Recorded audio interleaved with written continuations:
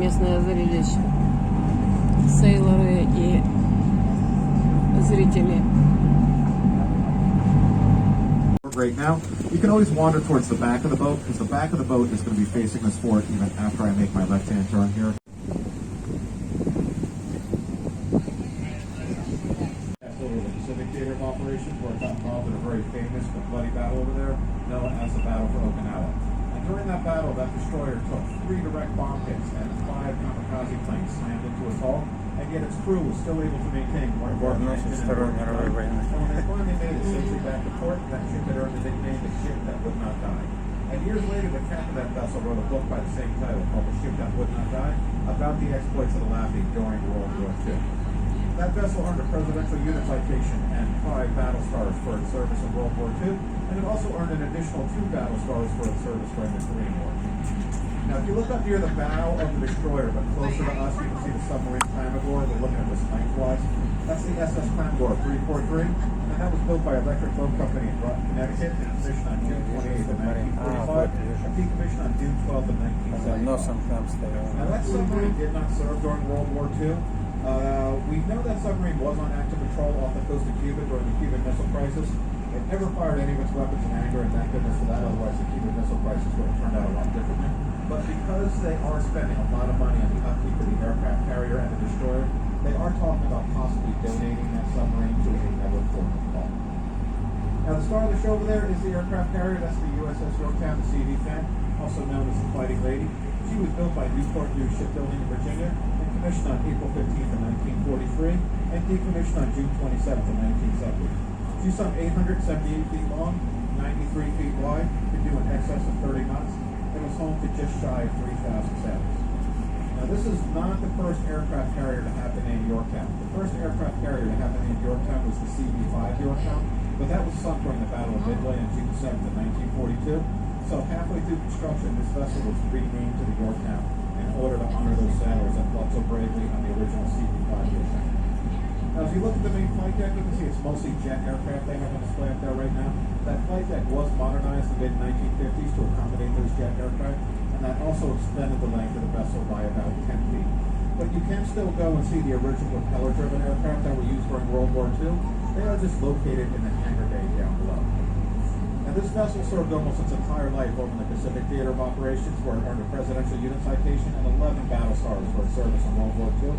And it also earned an additional 5 battle stars for its service during the Vietnam War. And this vessel was also used during the Apollo 8 mission, October 16th of 1968. It was the first manned mission to go around the moon.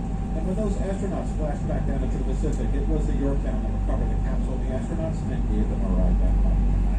And this vessel was also in 2 movies. The best one that you would probably want to see about this is a movie called The Fighting Lady, which actually won Best Documentary in 1945. And it will give you some amazing footage of life aboard that boat and also some amazing gun camera footage from the planes as they were attacking these islands in the Pacific during World War II. And this vessel was also used in the filming of the movie Tora, Tora, Tora, which is a little more recent, 1970s. They filmed both the Japanese and U.S. aircraft carrier sequences off the Yorktown. And the way they did that is they painted parts of the ship to look like Japanese colors. They left the rest to look like U.S. colors. And that way they could film both battle sequences off the same ship. Now, guys, I can't recommend Patriots Point enough. It is really cool to go over there and check that place out. Please make sure you give yourself enough time. It's usually at least a half day, if not a full day, if you really want to see everything they have to offer over there. There are a few different ways you can get yourself over there. You can take a water taxi service, which actually only leaves about 20 yards away from where we dock our boat. You can go over there by water. Or you could drive over there. And if you drove over there, you might be going over this large bridge that's in front of it. Alrighty, guys, so what I'm going to do now is I'm going to bring our boat up underneath the bridge here, and then I'm going to turn it sideways, and I'm going to sound the ship's horn. And I'm really just doing this for one reason, and that's because the horn makes a pretty cool echo underneath the bridge. But the horn is very loud, especially for those of you that are on the front of the boat. So if there's anyone on the front of the boat that has any hearing issues, hearing aids, sensitive ears, or just thinks they're going to be freaked out by a loud boat horn, now would be a good time to step back behind the wheelhouse where it won't be quite so loud. For any of you guys that are sitting down below in the air conditioning or the lower deck, if you want to hear this horn echo, you would need to come up to the upper deck here for a few minutes. You're not going to be able to hear this too well down on the lower deck.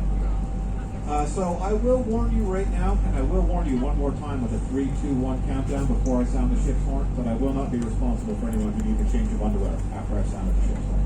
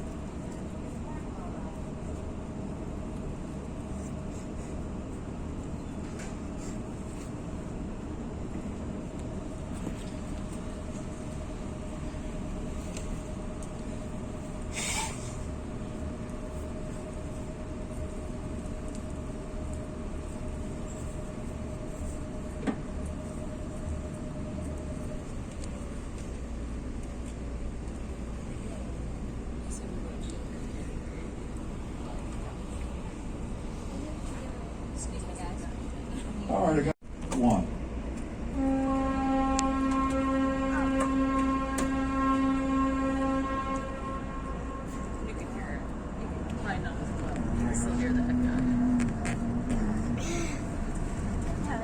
Alright, now I'd love to hang out here and do that all day, but the Coast Guard gets a little fired up if I keep sending them along over and over again underneath the bridge, so I'm going to kind of get a spun around and everything. Now sometimes people ask me if they look at these rock islands, and especially when we're at low tide, it looks like these rock islands are two different colors, and that's just due to our tide change. We do get we have two high tides and two low tides here every day, and the difference between high and low tide is about 2 meters or 6.5 feet. But right now we are on super kind of king tides here in the fall, so the tide change is almost about 7.5 feet right now. All right, so we're going to start heading over to the other side of the harbor. We are going to head over towards the Columbus Street Terminal.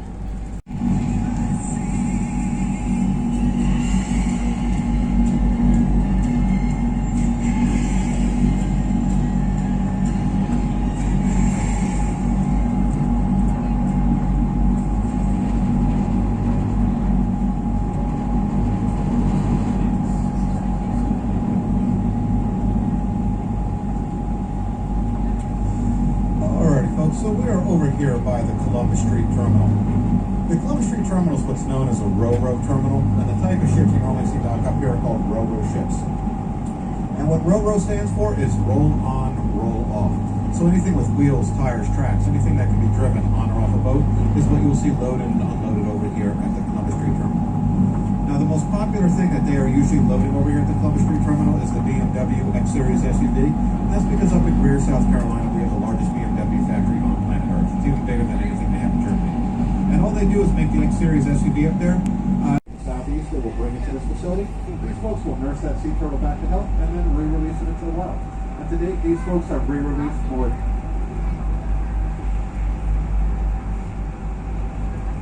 Today, these guys have re-released more than 350 sea turtles back into the wild, and you can actually see the Sea Turtle Hospital in action when you go over and visit that facility. Now next we have a small brick building here. This is the National Park Service.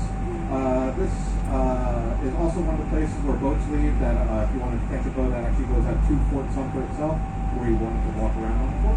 Then after that we have this tall condo building. And then after that, we have all this construction that y'all have to navigate around to get to our boat today. But this construction is happening on a very historic piece of land. This whole area off to our right used to be known as Gadsden's Wharf. And Mr. Gadsden is most famous for designing the Don't Tread on Me flag, but that is not the reason this has such historic value. During the height of the transatlantic slave trade, it's estimated that almost 40% of all enslaved Africans that were brought to America were brought through the port of Charleston. And the bulk of them got off boats for the first time at this location right over here to our right. So what used to be here before they were building this museum was a small park. And then when they started breaking ground for the museum, they realized they were going to have to be extremely careful, because as soon as they started just digging a few feet into the ground, they immediately started running into the remnants of some of the old slave quarters. They found shackles. They found bits of sail sheet involved with the slave trade. And they believe they may have even found what could be part of a small diary that one of the enslaved Africans was attempting to keep on his journey over here. So this museum is due to open up in early 2022. Excuse me, it's going to be the International African American Museum, located on what used to be Jackson Road. So hopefully by the next time you guys come back here, we will have a brand new museum for you to check out right over here. Alrighty guys, so as you can see, that kind of brings us full circle on our trip today. So first of all, I want to thank you all for coming out with us today. We hope you all had a good time. If you did have a good time, we always tell you to leave us a review. I appreciate those calls. Thank you.